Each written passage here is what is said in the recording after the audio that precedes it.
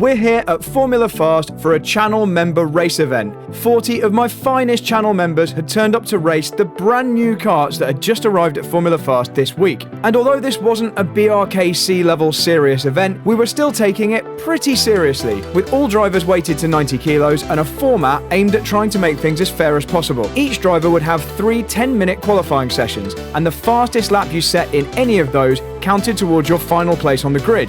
We'd then have D, C, B and A finals, with the top 2 drivers moving into the next final each time. So the first task was to set the fastest possible lap. Here we go then, session number 2, kart 13. I know this one's pretty good. I've seen this one set some quick times, so let's go try and set some more. Also, it's warm. Let's go try and get in the A final with this one. So you join me deep into the second qualifying session. So as I mentioned, we have 3 of these each, and it's only your fastest lap in any of those sessions which counts. And at the end of those 3 sessions, there's a big leaderboard, and depending on how fast you've been in those qualifying sessions, you'll be in either the D, C, B or A final. Obviously, my aim is to get into the A final here. I'm very experienced at Formula Fast, don't come here that often, but I've done a lot of BRKCs here over the years. And although these are brand new karts for everyone, they literally arrived just a couple of days before this event. This is probably the first big event that these karts have been used for. I really wanted to try and qualify up right near the front and get some good quality practice in for BRKC, which is coming up in about a month's time. So I've just done a 31-second lap. At the time, that was the fastest lap anyone had set all night, but this one we're on won't be any quicker. We had to overtake someone at the beginning of the lap, but now we're on the fastest lap that I'm going to set in this session. So let's see why it's fast. So I'm trying to use minimal steering angle where possible. I want the steering to be as straight as possible, basically. The kart can go quicker when the wheels are facing straight, but you do have to turn the wheel to get around the corners. So just trying to do that as little as possible. Also trying to avoid too much oversteer. Look, into the corner at the end of the straight here, absolutely 0 opposite lock, even though I'm getting it rotated. I can see on my dashboard there, we've got a purple first sector, little clip of the barrier there. I'm going to take a short line to the finish, and purple second sector, 31.930. So that was the fastest time of this session. Okay, that one went well. That's more like it. I think that's hopefully guaranteed us the A final, even if we're not right at the front. And even as I come into the pits here at the end of the session, I'm still practicing my pit stops. And that's because there's a mandatory pit stop in the final race. So I want to make sure I'm really on top of that.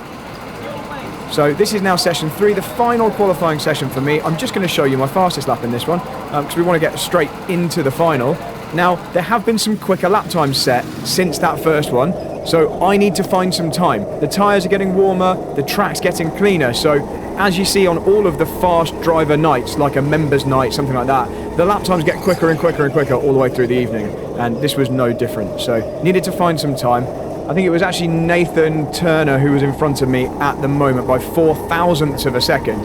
But we were about to discover that there were a couple of karts in the lineup that were just really too fast to compete with. Now, normally at Formula Fast, all the karts are extremely close together, very, very close in performance. But on this night, because the karts were so new, they just simply hadn't had time to go through their normal equalisation process. There you see, I've just done a 31.8, so that's easily my fastest time of the night, but it's only second position in this session. And it was Nico in the number 11 kart that had just absolutely obliterated everyone else's times. I've just come in for a practice pit stop, and the kart nearly stalled in the pits there. And that means I've just learned I need to blip the throttle when I do my real pit stop in the final, because I don't want that happening again. So we stalled there on that practice stop, so we need to blip the throttle to get the engine running. So that was a valuable lesson for me. You see me there on the way into the pits at the end of the session, practicing that little throttle blip. Me and Johnny, 4th and 3rd on the grid. I was going to say 3rd and 4th, but Johnny's in front, so I'm probably just going to out-strategise you though. Good luck with that. I'm going to pit at the right time, going to nail the pit stop. Johnny's going to mess up under pressure. Imagine the pressure of being in front of me. Johnny always cracked under the pressure when Brad's behind him, always. But Johnny can just never handle the pressure. You're about to see. Here we go. Look, Russell's going to walk it. Russell's BRKC savvy. Did he mess it up? Messed it up. That's it, well, Van Jean's last. He dead last now, wasn't he? Yeah, he dead last. Number 10 is a monster. Right, here we go then. A final, starting 4th. Bit of strategy coming into this one, it's going to be fun. Prediction before the race, Russell Endine. I know Nico's on pole, but Russell is an experienced BRKC driver and he knows how these pit stops work and he knows he's in the fastest car. Let's go try and get a podium. I think Russell's going to make a move. If Russell makes a move early doors, he's won the race. So no need to rush this.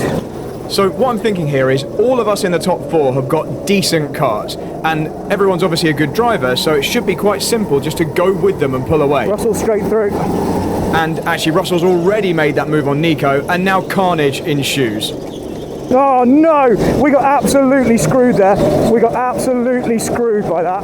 Right, let's just break that down. So Nico goes wide at the first corner here. Russell obviously goes down his inside. Johnny's got no choice but to do the same. Although Johnny goes slightly deep, does run into the side of Nico, but he's through. It's a pretty clean move. He runs in wide on the exit, as you'd expect there. I wanted to try and slot in behind Nico, but where he hit the wall, he slowed down so much, I physically couldn't get in behind him. And I know the inside is crucial through there, but I just didn't have time or space to get back to the inside. That's a shame. Oh, that was very un-BRKC, that first couple of corners. Yeah, and I got knocked into the hairpin at the end of the main straight there, so that put me deep. We're now still in 4th position, behind a different set of drivers to earlier on. It's now Russell leading, Johnny 2nd, and it's Josh Wynn in 3rd position. I think our biggest hope here now is going to be 3rd. Yeah, Nico going wide on that first corner was not what I expected. I thought he'd be defending. Russell's won this easily. But what can we do about Johnny? And maybe Josh? Yeah, so speaking realistically, Russell Endine is going to walk it now. We know how fast his car is. None of us are going to be able to compete with those times, but can we get back up to 3rd place? Josh is going to start holding us up, so I'm going to need to pit or pass him. If he holds us up now, we're going to have to pit. But Johnny and Russell have gone. Yeah, so I'm closing in on Josh pretty rapidly now, and I don't want to get held up. Otherwise, there's no chance of catching Johnny, and maybe I'll be undercut. If Josh doesn't pit, I'm pitting. So here we go. Josh doesn't pit. I dive straight into the pits. I know I was going to catch him on the next lap and start being held up. I'm stopping early, so my nose breaks the laser beam. So same again here. Stopping, breaking the laser beam with my nose, then creeping forward and going full throttle after about half a second or so. 2 green lights, nice clean pit stop. The only thing I could do. Let's hope he doesn't cover me. But we're not going for second or first here. That first lap just ruined it for us. Now, just to be clear, I'm not getting my head down or being pessimistic. It's just realistic here. Johnny's in. Johnny already knew what to do. Yeah, so effectively, Johnny's just covering the undercut from me. He didn't need to do it quite so early, but now it's done and it was clean. Okay, good. We've had at least 1 lap out without Josh pitting. So I just want to get some fast laps in here before Josh pits. Johnny's stop was slow. We've actually caught him. Now, it really felt like I'd made up some ground on Johnny in that pit stop phase, but he sent me a message last night and showed me a screenshot of the difference in our lap times on our pit in lap, and they actually look about the same. So I don't think I actually caught him there. I think maybe that was just a bit of an illusion. Maybe because I didn't have Josh Wynn in front of me anymore. But anyway, pretty straightforward mission now for me. Just go as quick as I possibly can. I need to try and catch Johnny if possible, but the number 1 focus right now is on trying to undercut Josh Wynn. Johnny's got some traffic to deal with. And that's really why Johnny probably should have pitted 2 or 3 laps later, because he would have jumped this traffic and not had to overtake them on track. Yeah, we gained another 3/10 on Josh on that lap. This is all I need to do, just keep beating Josh's times. Oh, Johnny's being held up. Now, that can be a problem for me, because if Johnny's being held up, then I'm also likely to be held up. It's good that it's helping me catch Johnny. In terms of my 2nd position battle, that's good. But I kind of want Johnny to get past him, because my focus is on trying to get a podium and beating Josh at the moment. Kind of want Johnny to get through. Let's see, can he manage it? At the end of the straight, maybe, on this lap? Yeah, another 4/10 on Josh on that lap. So we should be clear unless he does a monster pit stop. Yeah, I think I've achieved the undercut now. Johnny didn't go for a move at the end of the straight, so clearly didn't have the straight line speed to be in a position to lunge at the end of that long straight. Is he going to go for it somewhere else on this lap? Come on, Johnny. Cheering on my main rival in this race here. So let's keep an eye on Johnny into the snail section. He's done him. Now I need to not be held up.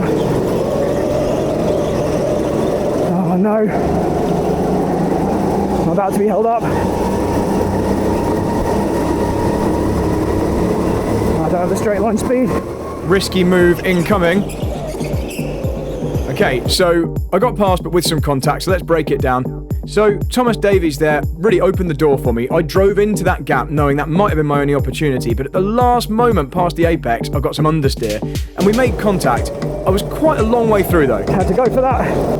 Wasn't the nicest, cleanest move ever, but I'm going to give myself a little bit of leeway because it wasn't really for position. I'm a pit stop ahead of Thomas at this point in the race, and so I wasn't really his fight. So I just had to take an opportunity so I wasn't going to lose my podium place. Didn't get penalised for it, so hopefully all good. We lost 2 tenths to Josh on that lap because of that overtake. And that's what happens if you try and overtake, if you battle, if you defend, you lose bucket loads of time at Formula Fast, and I'm fully aware of that. So all you want when you're driving in a race session at Formula Fast is clear track in front of you. Well, you want a good kart and clear track in front of you. Those two things combined are obviously the perfect combination. Right now, that's what I've got. Number 13's decent. I'm chasing down Johnny. Johnny's the rabbit for me to try and latch onto and use as a bit of a gauge of how well I'm doing. I'm also looking at the timing screens all around the track, so there's one in a couple of different positions, but I've got the Mocadamo Kart Buddy with my mobile phone attached to the steering wheel, so I'm also getting sector times. And you see that green sector there? I know I've just done my best sector 1, so I know whatever I did on that lap, keep doing it. As we get to the finish line, this should be a decent lap. Okay, so we managed to get past Nathan. And it was a good lap. It was green, so personal best in both sectors. There were never going to be purple sectors because Russell Endine is clear. Russell's miles faster than all of us at the moment. But although I'm in 6th position, I'm in the fight for 2nd position. I haven't yet jumped Josh Wynn in the stops. I don't know how that's going to shake out, but judging by the timing screens, I think I've got a big enough gap. I've got over 12 seconds and the pit stops take around 12 seconds. So this is now about trying to catch up with Johnny and see if we can get 2nd place. Oh, that was bad. And trying not to just drive into the barriers for no reason. I can't quite remember what happened. I think I either was looking in the pit lane to see if anyone was stationary there, or maybe looking down at my lap timer and not paying enough attention, but I clipped the wall, lost a couple of tenths. Josh has managed to find some pace. It's really tight. Yeah, so I noticed on the timing screens that Josh had done a really decent lap. He'd matched me on that lap, but on most of the other laps up until this point, we've been quicker. So I think we still had enough in hand that when he pits, I feel like I'm going to be out in front. Now, one of the tricky things is the second car in a group has the advantage in pit stops at Formula Fast. What I mean by that is, if you're in a pair and you're battling and someone pits, the second kart to pit has a bit of an advantage because they have track position when they leave the pits. So they leave the pits obviously at a lower speed than the kart on track, but they can just stay in the way. They can kind of block them and therefore get that track position even if they were behind before the stops. There's Gary Jones. 2 minutes 50 left. So we're past Gary Jones, we're up to 5th position. And so basically what I'm saying about Josh and the pit stops is I wasn't 100% confident because I knew that because I'd stopped first, he'd have a slight advantage by pitting second, but really the ideal thing for him would have been to pit the very next lap after I pitted. By giving me this time to run in clear air and get fast lap times, I think I've built enough of a gap. So we're trying to close down on Johnny. We're only moving slightly closer to him. You can see it's a pretty similar gap to how it was a few laps ago. I'm, fraction of a second per lap quicker at this point. I think my car is a little bit quicker than Johnny's as well. So he's just doing a really good job. He's just holding me at bay here. Not a good lap. And when I do bad laps like that, a couple of tenths off what I should be doing, not ideal. Normally, a bad lap comes from slightly too much oversteer. It's not really normal to clip a barrier, it's more normal to over-rotate the car and scrub off speed that way, or prevent yourself from picking up speed on an exit. And I'm going to do that a couple of times in the rest of this race. Although overall, I was quite happy with my consistency on this evening. And these new karts actually really helped the consistency because they all handled basically exactly the same. They're so fresh, they're on such new tyres. There's slight differences in engine performance because any big fleet of new karts, even with brand new engines, are going to have pretty sizable differences in the performance of those engines until they've been deliberately equalised with different restrictor sizes. But the karts were handling consistently, and I liked how crisp the steering felt on these things. Jaden's in. So Jaden Lyford's made his pit stop. That promotes us to 4th position. So we're back to where we started. The last person is Josh. Josh still hasn't pitted yet. Any other minute left. we're not going to catch Johnny. Josh is going to have to pit very soon. Yeah, so on the timing screen, just a minute left, although it is a minute plus 1 lap. And the race leader, Russell's so far in front that he's actually going to extend this race by another lap. So he's going to cross the finish line before it ticks down to 0 on this next one. There it is. Good, we managed to jump Josh. That's third. That start really messed us up. Would have been nice to have a good fight with Johnny. I think we had a better kart than Johnny. And as you can see, what I mean is we were a lot further away from second position than this at the end of lap 1. And now we're kind of closing in on it. So there was a good opportunity to get second. The win was never on the cards in this race. The combination of Russell Endine and kart number 10 were just way too fast for any of us. But there was an opportunity to battle with Johnny. Don't know how it would have played out. We're pretty similar on pace. It would have been down to the strategy, and that would have been quite interesting. But I'm going to keep trying to close him down, and it's never over until it's over, and we're not on the last lap yet. So let's keep pushing. Let's see, there could be some traffic. Johnny can make a mistake. Let's just wait and see if anything happens and if we get an opportunity. One more lap. So I can see Russell Endine's just starting his final lap now. That means when me and Johnny get to the finish line in a couple of corners time, we're going to start our final lap. Can we do anything? Too much sliding. Yeah, last lap now. Lost Johnny there. That was rubbish. Yeah, I got too sideways. It's quite subtle, but out of the final corner, I let the kart rotate a little bit too much, and that just kills your speed onto the start straight by a few hundredths. Comfortable win for Russell. He got clear on the first lap, and he definitely had the quickest kart. Good job, Russell. Yeah, there was absolutely nothing we were going to do about him. I was predicting he was going to win before the beginning of the race. I thought he'd make a move somewhere else, but he got through at the first corner. Yeah, the right strategy though. I do think our strategy was the best it could have been after that big kerfuffle through the snail section on lap 1. But there we go, third position. So, unsurprisingly, 3 former BRKC finalists there in the top 3. So there we go, I'm going to just collect my lead, go and get weighed, make sure we're all nice and legal. Brad's 89 kilos, 89 kilos. 89 kilos! Thanks, Alex Van Gien. But no, we're 90.5, so no dramas. And onto the podium. I was like, Russell's going to make a move on the first lap, and then we're all screwed, and it was like, the first corner. There we go, that's it. This is the worst video I've ever made. There we go. Russell's not even in it. There we go, right, see you on the next one. Love you, bye.